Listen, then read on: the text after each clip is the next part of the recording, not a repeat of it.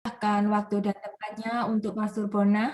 Terima Salam kasih. Maria, penuh rahmat Tuhan sertamu.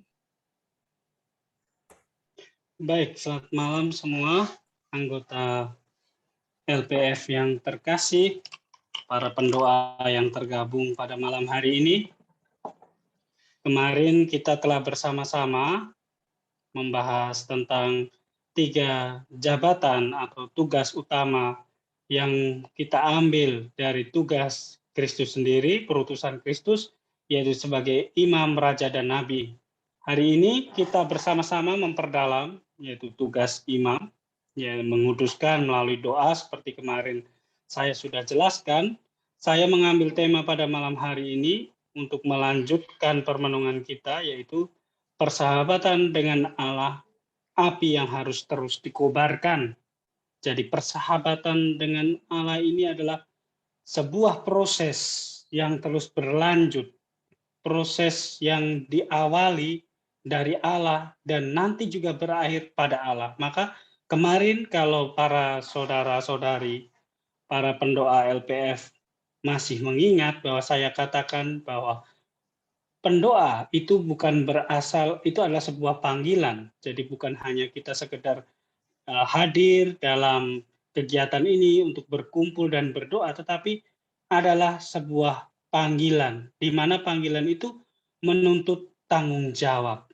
Oleh karena itu pada malam hari ini, agar kita lebih mengetahui bagaimana kita bisa menjawabi panggilan itu dengan baik, menjawabi apa yang menjadi tugas kita sebagai seorang pendoa ini dengan baik, maka saya ajak kita semua untuk bersama-sama merenungkan Mazmur bab 65 ayat 1 sampai 5. Mazmur bab 65 ayat 1 sampai 5 yang akan menjadi landasan permenungan kita pada malam hari ini. Malah kita siapkan hati kita untuk bersama-sama mendengarkan sabda Tuhan.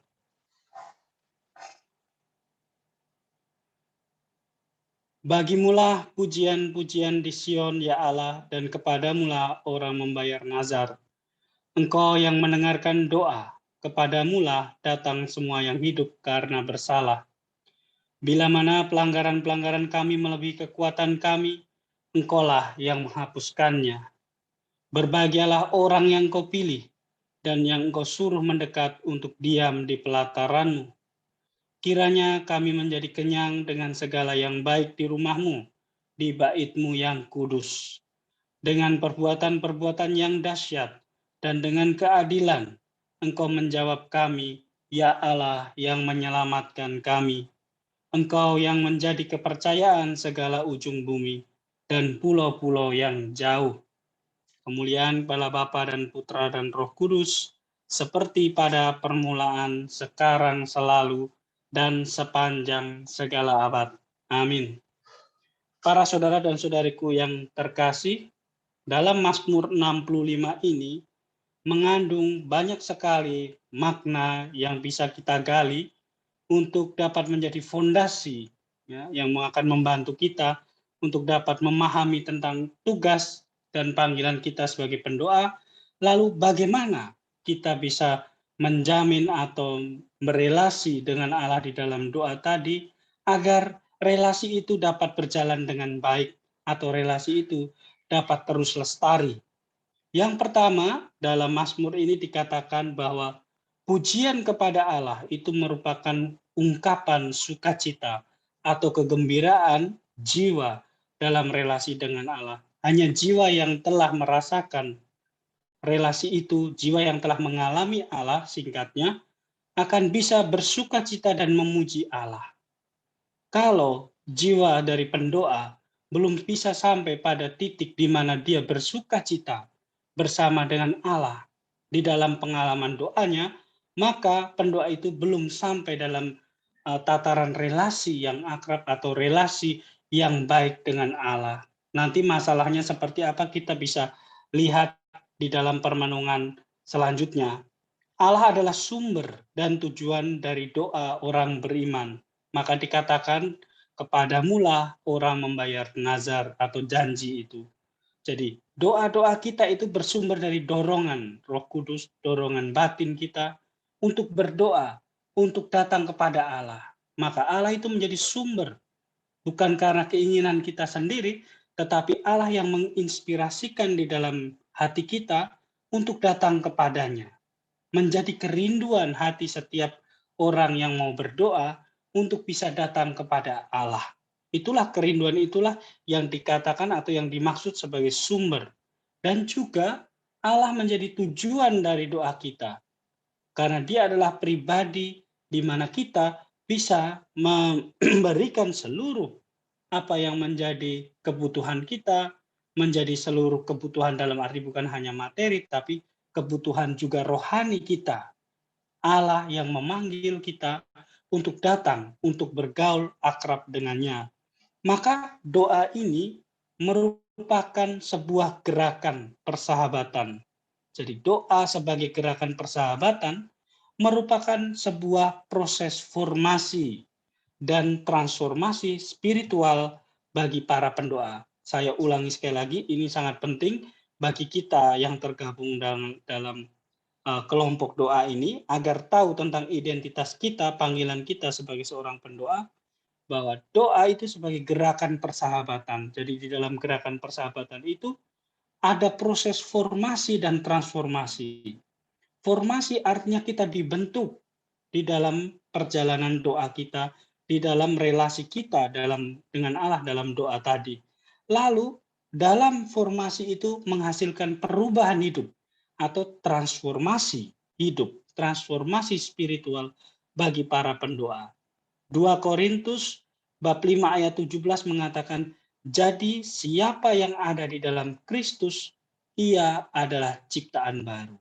Para pendoa setelah bergaul dengan Kristus, bersama dengan Kristus, mungkin ada yang sudah 5 tahun, mungkin baru 2 tahun, mungkin baru mulai berdoa 1 tahun yang lalu, atau pada akhir-akhir ini. Tetapi ketika orang-orang ini atau para pendoa ini masuk di dalam relasi dengan Kristus di dalam doa, akan menjadi ciptaan yang baru. Ya, ciptaan yang baru itu seperti apa kita akan lihat nanti. Persahabatan dengan Tuhan dalam doa membarui cara hidup pendoa. Jadi ciptaan yang baru artinya cara hidup pendoa itu tidak sama lagi. Dan apa yang baru itu? Yang baru adalah cara pandang atau cara berpikir, cara hidup dan cara merasa.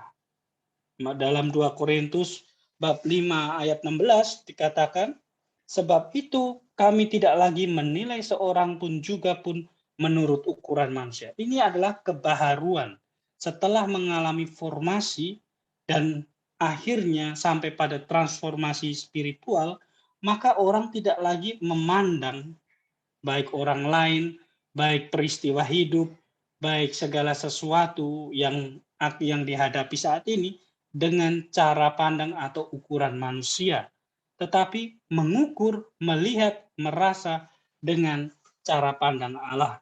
Ya. Relasi yang dibangun dalam persahabatan berdampak pada kesadaran. Pengenalan, kesadaran ini maksudnya adalah pengenalan akan Allah yang otentik. Jadi bab ayat yang ketiga dari bab 65 ini, Mazmur 65, dikatakan demikian, engkau yang mendengarkan doa, kepadamulah datang semua yang hidup karena bersalah.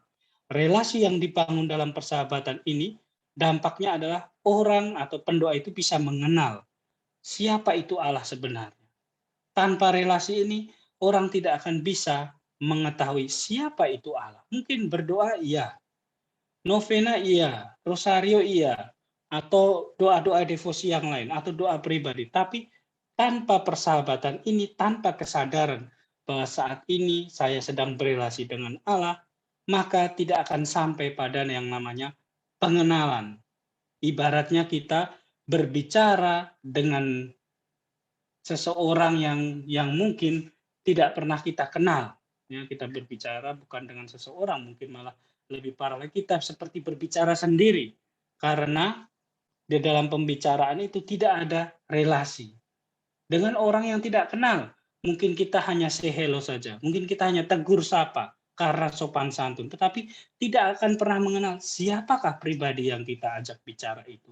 Demikian juga dalam berelasi dengan Tuhan di dalam doa, pengenalan itu akan dianugerahkan oleh Allah secara bertahap melalui tadi ada formasi tadi. Pengenalan itu akan membantu kita untuk bisa memahami apa dan siapa itu Allah. Apa yang dikehendaki oleh Allah itu. Dan siapa dia itu yang sedang berelasi dengan saya atau yang sedang menjalin persahabatan dengan saya.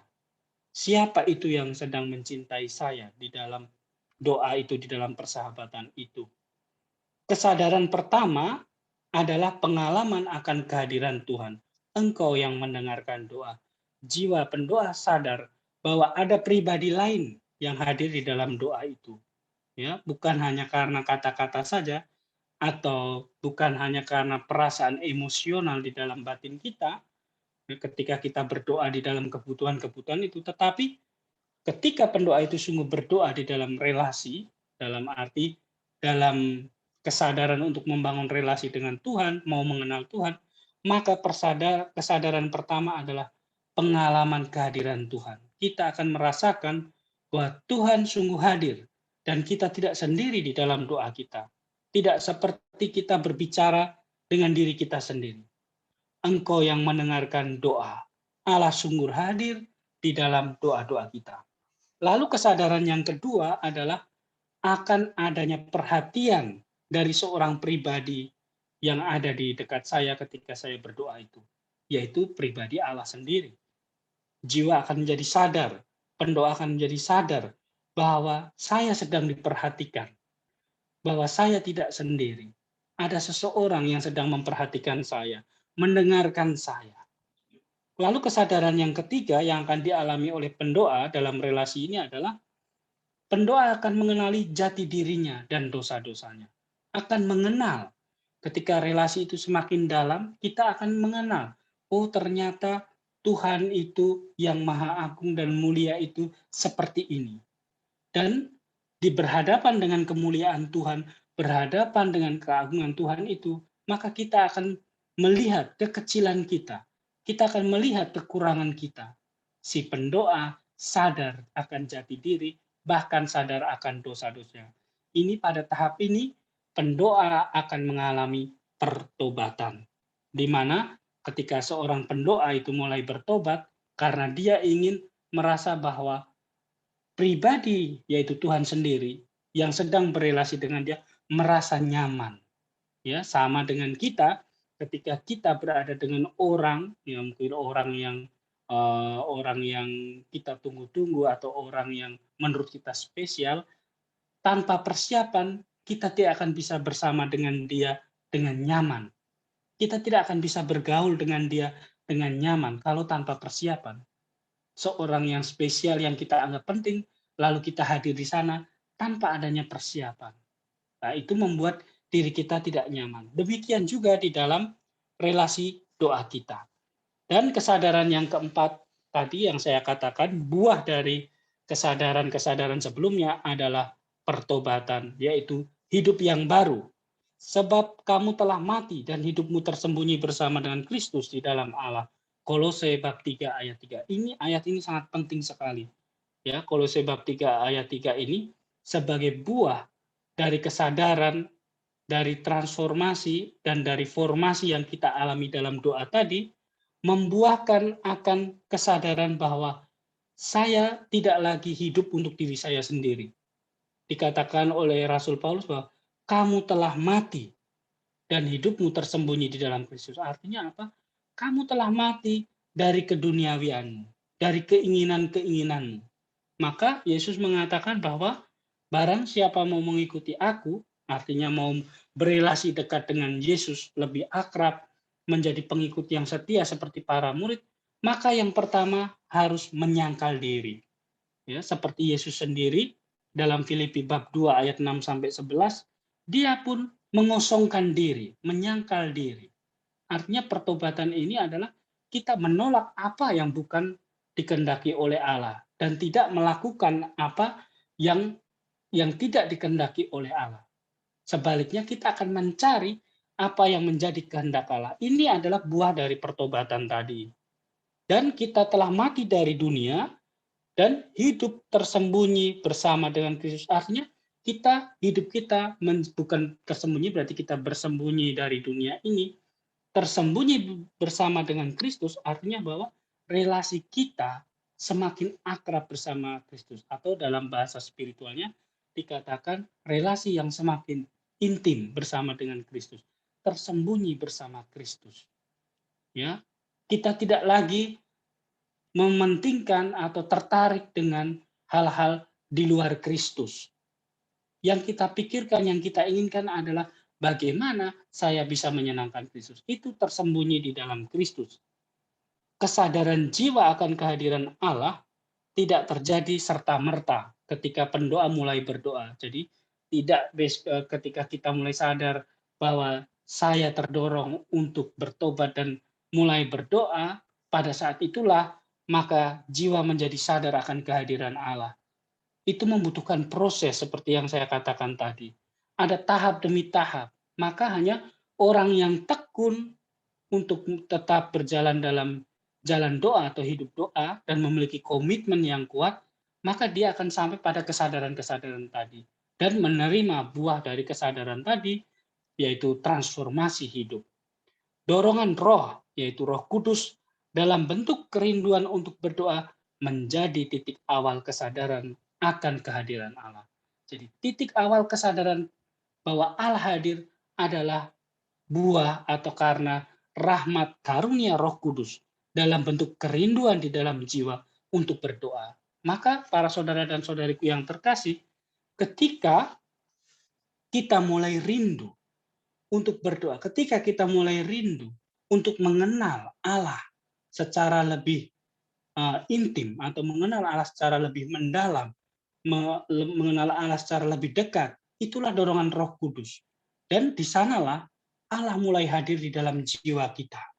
Dan kita mulai bisa memulai dengan relasi itu. Maka kalau para saudara dan saudariku yang tergabung dalam kelompok doa ini memiliki kerinduan itu, maka bersyukurlah. Sebab Allah hadir di dalam jiwamu. Allah setiap hari hadir, tapi mungkin kita mengabaikan kehadiran Allah. Tetapi dengan adanya kerinduan itu, yaitu dorongan Roh Kudus tadi, itu menjadi pintu masuk, menjadi titik awal untuk jiwa bisa menyadari bahwa, oh ternyata Allah sungguh hadir di dalam diriku. Cara pandang yang baru adalah buah dari pengetahuan baru. Jadi relasi dengan Allah dengan yang menghasilkan kesadaran-kesadaran tadi, menghasilkan pengetahuan yang baru akan Allah. Yang membuat pendoa memahami bahwa tidak ada apapun di dunia ini yang dapat memisahkan dia dari Allah. Jadi ketika pendoa itu semakin akrab dengan Allah, dia akan menerima kesadaran baru bahwa hidupnya itu seutuhnya terikat dengan Allah dan tidak ada satupun di dunia ini yang bisa mengambil Allah dari dirinya atau bisa memisahkan Allah dari sang pendoa itu. Kerahiman Allah dialami oleh para pendoa pada tahap ini. Jadi pada tahap ini ketika orang sudah mulai merasa dekat, melekat, dan bergantung pada Allah, maka si pendoa akan mengalami kerahiman Allah itu sendiri. Ketika tadi saya katakan buah dari kesadaran-kesadaran tadi adalah yang salah satunya mengenal jati diri dan dosa-dosa. Seringkali pengenalan akan dosa-dosa itu membuat pendoa itu menjadi merasa minder atau menjadi merasa rendah diri dan mulai menjauhi Tuhan. Tetapi oleh karena rahmat Roh Kudus tadi, dorongan Roh Kudus untuk selalu hadir dan berelasi dengan Allah, maka si pendoa akan sampai pada titik pengalaman akan kerahiman Allah, yaitu dosanya yang sudah diampuni. Kerahiman Allah dialami oleh pendoa, di mana Allah menyatakan bahwa Dia sudah melupakan dosa-dosa kita. Ya, bila mana pelanggaran-pelanggaran kami melebihi kekuatan kami, Engkaulah yang menghapuskannya. Pada ayat yang keempat ini, si pendoa sampai pada titik kerahiman Allah, di mana dia merasa dibebaskan dari segala dosa dan kesalahannya, sehingga bisa bergaul lebih nyaman dengan Tuhan, bisa berelasi lebih nyaman dengan Allah. Siapakah yang akan memisahkan kita dari kasih Kristus? Apakah penindasan atau kesesakan, atau penganiayaan, atau kelaparan, atau ketelanjangan, atau bahaya, atau pedang? Sebab aku yakin bahwa baik maut maupun hidup, baik malaikat-malaikat maupun pemerintah-pemerintah, baik yang ada sekarang maupun yang akan datang, atau kuasa-kuasa, baik yang di atas maupun yang di bawah, ataupun sesuatu makhluk lain, tidak akan dapat memisahkan kita dari kasih Allah yang ada dalam Kristus Yesus Tuhan kita. Roma bab 8 ayat 35-39. Ketika jiwa itu berelasi dengan Allah secara lebih akrab, maka jiwa itu akan dibantu untuk menyadari bahwa Allah menjadi pelindung, Allah menjadi penopang hidupnya, dan tidak ada suatu ciptaan pun yang akan mampu memisahkan kita dari Allah. Bahkan kelemahan-kelemahan dan dosa-dosa kita tidak akan lagi menjadi halangan kita untuk bisa berelasi dengan akrab bersama dengan Allah di dalam doa. Next, Pak Kusnen. Ayat yang kelima mengatakan demikian. Berbahagialah orang yang engkau pilih dan yang engkau suruh mendekat untuk diam di pelataranmu. Kiranya kami menjadi kenyang dengan segala yang baik di rumahmu, di baitmu yang kudus. Kebahagiaan terbesar dari pendoa adalah diam atau tinggal bersama dengan Allah. Itu adalah sudah merupakan kebahagiaan yang besar. Dalam arti tertentu bisa kita katakan upah yang paling berharga yang diterima oleh pendoa adalah diam bersama dengan Allah. Bukan berkat-berkat, bukan mujizat-mujizat, bukan terkabulnya doa, ya, bukan karena visi atau karena pandangan pengetahuan akan masa depan, ya hal-hal yang ajaib. Bukan itu. Kebahagiaan terbesar dari pendoa adalah boleh tinggal, boleh diam bersama dengan Allah sepanjang waktu. Ya. Tinggal bersama orang yang dikasih memang sangat membahagiakan. Sebab segala yang baik kita terima sebagai hasil dari relasi tersebut. Jadi kalau kita tinggal bersama orang yang kita kasih, itu menjadi hal yang sangat membahagiakan karena buah dari tinggal bersama itu adalah segala kebaikan. Ya, dari relasi itu kita terima. Yaitu kita akan merasa dikasihi, diterima, dibantu, didengarkan, dan dicintai. Hal-hal ini adalah buah yang membahagiakan si pendoa ketika sungguh-sungguh tinggal bersama dengan Allah. Meskipun di dalam hidupnya mungkin dia sendirian. Tadi saya tampilkan dalam slide tadi gambar misalnya seorang Rubiah ya yang berdoa sendiri di dalam sel. Ya. Mereka berada sendiri setiap hari di dalam keheningan. Tetapi mereka merasa bahagia. Kenapa? Karena mereka telah menerima buah, yaitu boleh tinggal bersama dengan Allah secara rohani, secara batiniah. Maka tidak ada kata kesepian bagi para pendoa ini. Berbeda dengan orang-orang yang tidak hidup di jalan doa, ya, hidup dengan jalan kehidupan yang ya sekular dan lain sebagainya, mungkin tidak pernah berdoa juga, meskipun bersama dengan banyak orang, meskipun tinggal dengan keluarga dan lain, mungkin bisa merasa kesepian. Karena apa? Karena tidak dicintai. Karena mungkin orang-orang di sekitarnya terlalu sibuk, merasa tidak dikasihi, tidak diterima, tidak diperhatikan, tidak dibantu, tidak didengarkan.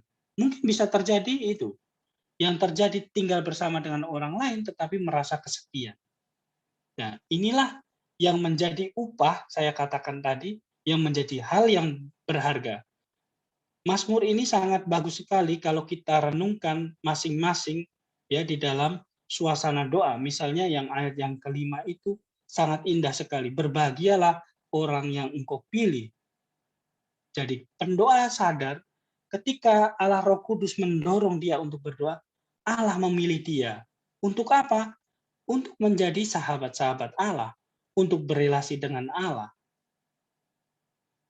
Kiranya kami menjadi kenyang dengan segala yang baik di rumahmu, di bait-Mu yang kudus. Artinya bahwa kiranya kami, jiwa kami, dipenuhi oleh sukacita yang melimpah ketika kami boleh diam di dalam hadirat-Mu atau boleh diam bersamamu. Di dalam doa itu jiwa merasa berbahagia, tidak butuh apa-apa lagi. Sepertinya bahwa tidak menginginkan sesuatu yang lain yang ada di dunia ini. Bagi para pendoa yang telah sampai pada tahap kesadaran ini, api kasih mulai menyala dalam jiwanya. Ingat bahwa ketika orang sampai pada kebahagiaan ini, ya tahap kebahagiaan ini, api kasih itu, cinta kasih Allah itu mulai menyala di dalam jiwanya. Hangat, namun jiwa belum sepenuhnya terbakar oleh kasih itu. Jadi kita sudah merasakan kehangatan akan relasi itu, kehangatan akan kehadiran Allah. Oleh karena buah-buah tadi, merasa diterima, dibantu, didengarkan, dan dicintai. Dan jiwa pada tahap ini mulai meninggalkan hal-hal yang bukan Allah, karena tidak membuatnya merasa bahagia. Dia tidak lagi tertarik dengan harta, kehormatan, ya, kekuasaan, dan lain sebagainya. Yang menarik bagi dia adalah bagaimana saya bisa terus menerima rahmat kebahagiaan ini, yaitu kehangatan bersama dengan Allah. Efek yang bisa dirasakan adalah gairah dan semangat untuk bergiat bagi Allah. Saya ulangi, efeknya yang bisa kita lihat secara fisik, yaitu orang semakin aktif di dalam pelayanan, ya, orang semakin aktif dalam berdoa, mungkin orang semakin aktif di dalam tugas-tugasnya sehari-hari, menjadi lebih bersemangat hidupnya. Karena apa? Karena dia menemukan suatu daya kekuatan yang membahagiakan tadi, yang menggerakkan dirinya untuk melayani atau untuk memberikan diri kepada sesama. Maka ini efek yang dirasakan ini sungguh nyata. Dan dampak dari perubahan atau transformasi itu sungguh bisa dikenali secara fisik. Jadi yang namanya transformasi diri itu, transformasi spiritual itu bukan kasat mata, tapi melainkan bisa dilihat perubahannya. Dari yang dulu mungkin muram atau dari yang dulu mudah putus asa, sekarang menjadi sungguh orang yang penuh dengan harapan, semangat, ya. Hidupnya menjadi hidup yang menggembirakan. Next, Pak Kusnen. Tuhan yang menjawab doa merupakan pengalaman iman yang mengobarkan api cinta kasih yang membakar jiwa. Jadi, ketika Tuhan menjawab doa, bukan berarti yang saya maksudkan, bukan berarti Tuhan memberikan sesuatu kepada kita, tetapi di dalam dialog, di dalam persahabatan tadi, di dalam doa kita, ketika Tuhan berkata, ya, ketika Tuhan menjawab pergumulan kita, terjadi dialog antara dua pribadi, pembicaraan dari hati ke hati, ketika Tuhan berkata atau Tuhan menjawab doa, pengalaman iman ini mengobarkan api cinta kasih yang membakar jiwa. Ketika saudara dan saudariku mengalami di dalam perjalanan doa saudara-saudari, ketika jiwa itu sampai pada titik di mana mendengarkan, bukan hanya berkata-kata berkata terus, ya, dengan permohonan-permohonan, dengan keluh kesah dan lain sebagainya, itu biasa tahap awal begitu, normal. Kita hanya seperti monolog. Tetapi ketika terjadi, kita jiwa mulai bisa menangkap suara Tuhan di dalam jiwa, maka itu menjadi seperti api yang berkobar, yang membakar jiwa itu. Ya, mengobarkan api cinta kasih. Kenapa? Kerinduan jiwa untuk mendengarkan suara orang yang dikasih akhirnya terpenuhi. Dan itu sangat membahagiakan. Jiwa yang berkobar oleh kasih Allah pada tahap ini, pendoa masuk dalam relasi persahabatan yang intim. Dalam arti kita sudah bisa berbicara dari hati ke hati dengan Allah.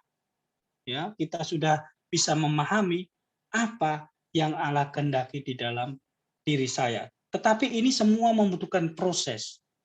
Bagaimana saya tahu bahwa ini suara Allah ketika saya berdoa? Maka dikatakan tadi, ketika jiwa kita berkobar, ya, seperti dua murid yang pergi ke Emmaus itu berjumpa dengan Yesus, mengatakan bahwa jiwa kita berkobar ketika kita berbicara dengan Dia di dalam perjalanan. Mereka mengenali Yesus. Kenapa? Karena jiwanya berkobar, karena terjadi dialog dengan Tuhan, dengan Allah yang mereka kasihi. Maka Allah yang menjawab merupakan indikasi adanya komunikasi antara Allah dan pendoa telah terjalin. Jadi ketika jiwa kita mulai bisa memahami bahwa Allah sudah mulai menjawab, ya, kita sudah biasa berdialog dengan Allah, mungkin pergumulan kita sudah dijawab oleh Allah, di sana terjadi komunikasi dengan Allah. Ketika jiwa sudah bisa merasakan itu, yaitu dengan tadi indikasinya ada kobaran tadi, maka indikasi yang berikutnya yang bisa kita ketahui bahwa relasi itu sudah terjalin antara Allah dan pendoa. Relasi yang saya maksudkan adalah relasi intim tadi, relasi persahabatan tadi. Santa Teresa dari Yesus atau Teresa Avila mengatakan demikian, bahwa persahabatan akan menjadi asli dan langgeng atau bertahan, kokoh, kuat, lama, apabila keduanya saling mengenal dan menyesuaikan. Jadi Santa Teresa mengatakan bahwa persahabatan kita dengan Allah itu tetap, ya, itu akan tetap berjalan sesuai dengan kita, dengan kondisi kita, bukan dari pihak Allah. Allah selalu setia dan Dia selalu hadir dan Dia selalu menghendaki untuk bersahabat dengan kita. Namun kadang di dalam kelemahan-kelemahan kita tadi, oleh karena situasi hidup kita, kadang membuat kita menjadi tidak setia di dalam persahabatan dengan Allah. Ya, situasi seperti kemarin itu saya katakan bahwa banyak sekali situasi-situasi yang membuat kita menjadi sulit untuk menjadi seorang Kristen, untuk melaksanakan tugas dan tanggung jawab kita sebagai orang-orang yang dibaptis itu, sebagai orang-orang yang telah menerima rahmat pembaptisan itu. Sangat sulit, kadang begitu.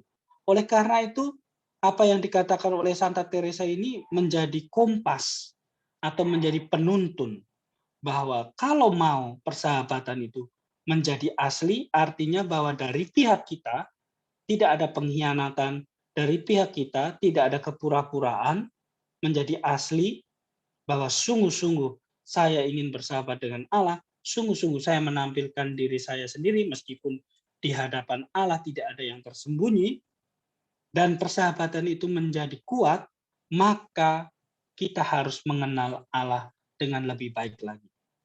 Bukan hanya mengenal, tetapi juga menyesuaikan diri kita dengan Allah. Menyesuaikan artinya menyesuaikan kehendak kita dengan kehendak Allah. Kalau kita tidak mulai belajar untuk mengenal dan menyesuaikan kehendak kita, maka persahabatan itu tidak akan bisa bertahan lama atau tidak akan bisa langgeng. Dan persahabatan tidak akan pernah menjadi asli karena pengkhianatan-pengkhianatan kita.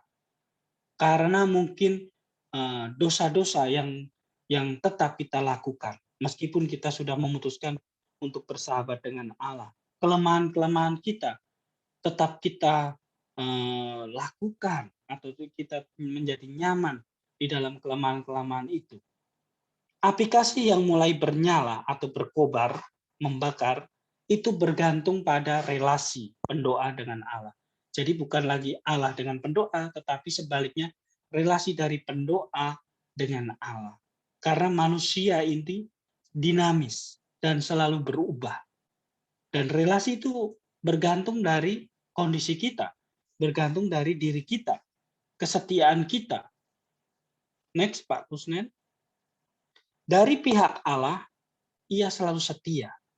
Namun dari pihak pendoa itu kondisinya labil atau kondisional, seperti yang sudah saya jelaskan tadi, yang berpengaruh pada kobaran aplikasi. Maka dalam judul tadi, persahabatan dengan Allah itu. Ya, persahabatan dengan Allah itu harus dikobarkan terus.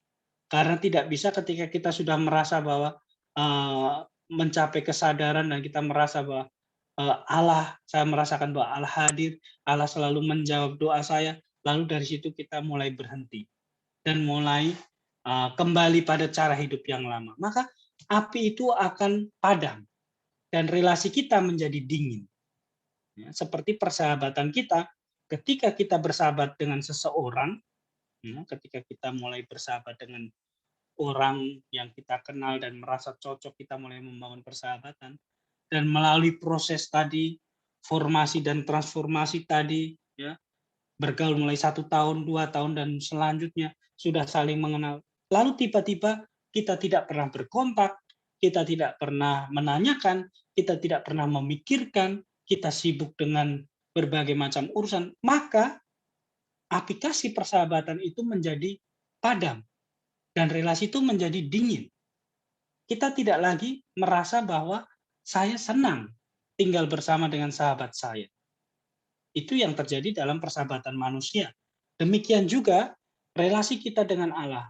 Ya, api cinta kasih tadi, yang tadinya berkobar, lalu mendorong kita untuk mulai melayani dan lain sebagainya, bisa menjadi dingin ketika kita mulai terbuai dan meninggalkan persahabatan itu. Ketika kita mulai tidak setia dan disibukkan kembali dengan urusan-urusan kita. Relasi persahabatan dengan Allah itu dapat berubah, yaitu dari hangat tadi prosesnya, lalu bergelora, seperti jiwanya mulai terbakar dengan cinta kasih, lalu bisa juga menjadi dingin. Perlu perjuangan dari para pendoa, ini sangat penting sekali.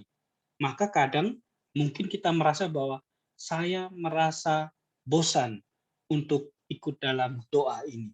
Mungkin saya merasa tidak merasakan senang atau bahagia hanya karena saya merasa sungkan saja. Karena untuk meninggalkan doa ini saya merasa sungkan karena saya sudah ikut 2 tahun, 3 tahun, 4 tahun, mungkin selama ini saya sudah selalu mengikuti setiap hari. Ya, itu yang tadi relasi yang tidak sungguh-sungguh, relasi yang jujur atau relasi yang asli. Itu akan terjadi ketika orang tidak sungguh menjaga api persahabatan tadi. Ya, kobaran api cinta kasih tadi. Santa Teresa mengingatkan agar api ini tidak padam dan relasi menjadi dingin, maka perlu dijaga. Persahabatan itu perlu dijaga. Bahkan bisa dikatakan perlu dipupuk, dirawat seperti tanaman itu. Dan itu juga relasi itu perlu adanya tindakan atau perlu adanya perhatian khusus agar relasi itu, persahabatan itu tetap tadi, tetap hangat, bahkan tetap membara. Ya, aplikasi itu tetap membara. Persahabatan yang pertama yang bisa dilakukan untuk bisa memupuk persahabatan itu atau menjaga persahabatan itu adalah dengan berkomunikasi setiap hari. Saya ingatkan kembali seperti kemarin, ketika pendoa sudah melupakan untuk berdoa, maka itu adalah awal di mana sebenarnya dia sedang menghancurkan relasinya dengan Allah. Jadi yang harus dibuat agar relasi itu tetap terjalin dengan baik, api cinta kasih itu tetap memberikan semangat di dalam jiwanya, maka setiap hari harus berkomunikasi. Sapaan, perhatian, ya, dan merasa memiliki sahabat itu dalam pikiran itu sangat penting. Ketika semua itu sudah keluar dari dalam diri kita, keluar dari pikiran kita, ya, bahwa kita memiliki sahabat, tidak lagi memikirkannya, lalu tidak pernah menyapa, tidak memberi perhatian, maka relasi itu menjadi dingin. Dan hal ini harus kita lakukan setiap hari. Dan sangat baik untuk menjaga api persahabatan dengan Allah agar tetap berkobar. Jadi bukan seminggu sekali, bukan turut saya mau, turut saya suka. Jadi kalau saya butuh, ya saya mau. Kalau saya rasa tidak mood, maka saya tidak mau berdoa. Tindakan yang kekanak-kanakan ini akan membuat relasi itu menjadi dingin juga. Oleh karena itu, yang kedua yang bisa kita lakukan adalah dengan saling mengenal. Allah mengenal pribadi pendoa dengan baik sekali. Maka tugas pendoa adalah mengenal Allah setiap hari lewat merenungkan sabdanya. Jalan satu-satunya agar bisa mengenal Allah adalah dengan merenungkan sabdanya. Oleh karena itu, saya mengusulkan bahwa bagi para pendoa harus memiliki waktu khusus untuk dalam arti tertentu melakukan permenungan kitab suci atau biasa disebut Lectio Divina, itu lebih mudahnya ya. Lectio Divina menjadi cara yang tepat bagi para pendoa untuk dapat mengenal Allah. Ya, dan dalam Lectio Divina itu bukan sekedar merenungkan pesan dari apa yang kita baca teks kitab suci, tapi lebih daripada itu jauh masuk ke dalam pengenalan tentang Allah. Ketika kita rajin melakukan Lectio Divina setiap hari, maka sungguh kita akan mengenal siapa itu Allah. Bukan Allah menurut gambaran kita, bukan Allah menurut apa yang kita dengar, tetapi Allah yang kita alami setiap hari di dalam Lectio Divina tadi, di dalam pergaulan tadi. Tidak cukup berdoa dengan kata-kata dan gerakan afektif semata atau perasaan kita, ya, tetapi juga dengan bahasa Allah sendiri. Jadi maksudnya bahwa ketika kita berdoa tidak hanya cukup kita menyusun kata demi kata atau mengikuti gerakan afektif, emosi di dalam diri kita. Ya. Tetapi juga kita perlu berbicara dengan Allah menggunakan bahasa Allah. Bahasa Allah itu ya sabda Allah sendiri. Mengenali siapa Dia, apa yang menjadi kehendaknya, apa yang Ia sukai dan apa yang tidak Ia sukai. Itu adalah bahasa Allah yang bisa kita temukan di dalam kitab suci. Itu menjadi bahan permenungan, bahan dialog kita bersama dengan Allah. Semakin kita berusaha mengenal Allah, Ia semakin menyatakan dirinya kepada kita. Dan kunci utama agar api persahabatan ini dapat terus berkobar adalah dengan menyesuaikan kehendak pendoa dengan kehendak Allah. Jadi kalau 3 tahap tadi kita sudah lalui, maka tahap yang terakhir, yaitu tahap yang terakhir, kunci utamanya adalah menyesuaikan kehendak kita. Kalau tidak, semua hal yang sudah kita lakukan tadi itu menjadi sia-sia, ya, tidak membuahkan apa-apa. Karena tahap yang paling penting dalam berelasi dengan Allah adalah menyesuaikan kehendak kita dengan kehendak Allah. Seperti pada gambar pesta perkawinan di Kana itu, Bunda Maria memberitahu kepada para pelayan, lakukanlah ya, apa saja yang diperintahkan oleh Yesus itu. Karena Maria tahu bahwa dengan menyesuaikan kehendak kita dengan kehendak Allah, maka Allah sungguh bekerja di dalam diri kita. Dan persahabatan itu akan menjadi semakin baik.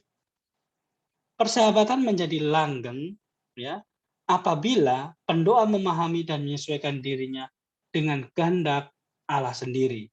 Persahabatan dengan Allah dapat berkobar terus apabila pendoa bersedia berbagi hidup dengan Allah, yaitu dengan menyangkal diri, memikul salib, dan mengikuti Dia. Itu adalah cara yang bisa kita lakukan untuk berbagi hidup dengan Allah. Pendoa adalah panggilan suci. Jadi seorang pendoa itu adalah sebuah panggilan suci. Orang yang dipanggil untuk menjadi seorang pendoa, untuk berdoa bagi orang lain, adalah sebuah panggilan suci.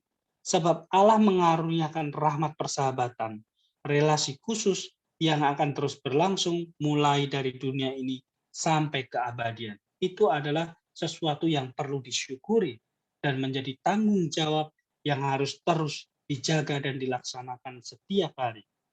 Kita sebagai pendoa diajak untuk tidak menyia-nyiakan rahmat ini dan berjuang setiap hari untuk mengobarkan api persahabatan dengan Allah. Pendoa tanpa persahabatan dengan Allah adalah menipu diri dan dunia. Jadi kalau kita mengatakan bahwa saya adalah pendoa, bahwa saya dipanggil untuk berdoa, saya ikut kelompok doa ini dan doa itu, tetapi ketika kita tidak membangun persahabatan dengan Allah, kita sedang menipu dunia dan menipu diri sendiri. Menipu dunia kenapa? Karena kita melakukan kemarin yang seperti saya katakan, sedang membuat pencitraan bahwa kita adalah orang yang saleh, orang yang baik, ya karena masuk dalam kelompok doa ini, ikut berdoa ini dan itu. Tetapi secara pribadi tidak memiliki relasi dengan Allah, itu sedang menipu. Lalu menipu diri sendiri bagaimana? Karena dia hanya mencari, si pendoa itu hanya mencari pengakuan saja. Sehingga dia tidak mau memberikan dirinya sesungguhnya untuk berelasi dengan Allah. Itu dia sedang menipu diri sendiri. Atau dia berdoa karena dia memiliki intensi tertentu, itu juga menipu diri sendiri.